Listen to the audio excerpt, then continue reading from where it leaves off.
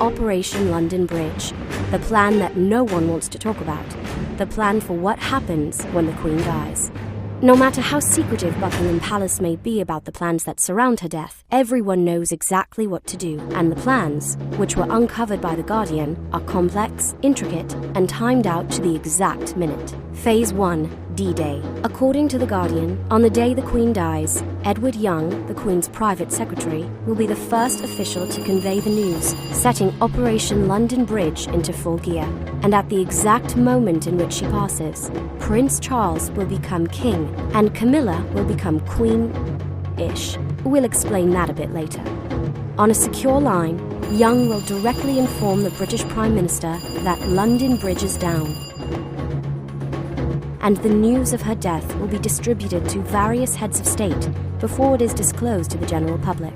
Once the Prime Minister is alerted, the Foreign Office's Global Response Centre will alert the 15 governments where the Queen is still considered the head of state. From there, the 37 nations where she still serves as a political figurehead will also be informed. After this, the announcement of her death will be shared with both the UK's Press Association and the rest of the media outlets across the globe. Outside the palace, the news crews will be able to assemble in a predetermined area next to the Canada Gate. The same message will appear on the palace's website on a dark background. All the flags at the palace will be lowered and bells will toll. Both houses of Parliament are expected to gather within hours of her death. And on the evening of his mother's death, Charles will make his first address to the public as king.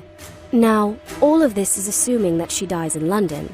If that's not the case, here's how things will play out. Scenario 1. If the Queen dies abroad, the royal equivalent of Air Force One will fly a coffin to the location of her death, accompanied by the royal undertakers, and return the Queen's body to London. Scenario 2. If the Queen dies at her Sandringham estate in Norfolk, her body will return to London by car a few days after she passes. Scenario 3. The most intricate scenario of all is if the Queen passes while at the Balmoral Castle in Scotland, where she spends 3 months a year. Scottish rituals will play out before her body returns to London. Phase 2, D-Day +1.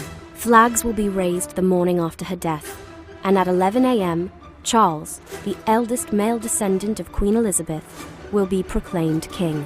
At this point, Charles has waited longer than anyone else in history to assume the throne. Phase 3, D+1 through 12. Following the first 24 hours after her death, Great Britain will enter a 12-day mourning period, culminating with the Queen's funeral. King Charles will tour the country, stopping in Edinburgh, Belfast, and Cardiff, to appear at services to honour his mother. During this time, he will also meet with various elected leaders. D+1. Westminster Hall will be closed for cleaning.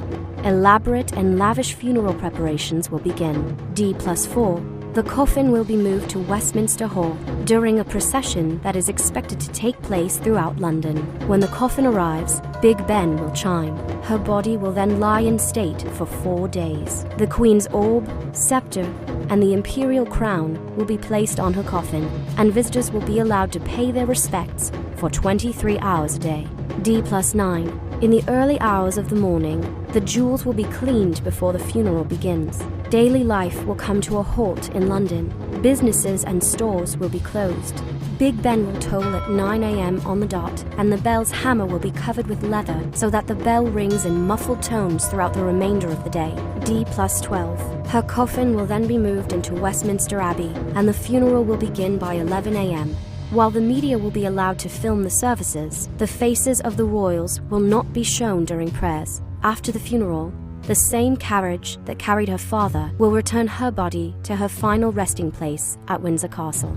It's an understatement to say the Queen's death will mean huge changes for the House of Windsor. As previously mentioned, Prince Charles will become king. So what happens to Camilla? Most royal experts believe that the Queen's death will technically make Camilla the Queen consort, but any speculation about her title is just that. King Charles will ultimately make that official decision. The Queen's death will move Charles's eldest son, Prince William, the Duke of Cambridge, up in the line of succession to heir apparent. After that, William's 3 children will fill the line in their birth order. This includes his daughter. Thanks to a 2011 vote by the British Commonwealth, Princess Charlotte will be second in line, following her big brother George. So what does this mean for Prince Harry, Charles's youngest? Back in 2013, before the Duke and Duchess of Cambridge had children, Prince Harry was third in line to the throne. Now, Prince Harry is sixth, followed by any children he and Meghan Markle may have. And last but not least, there's Brexit. The truth of the matter is that the monarch has little to do with the UK leaving the European Union. But considering all of the change that will come from a departure from the EU, the monarchy may be the last standing and the most stable institution left.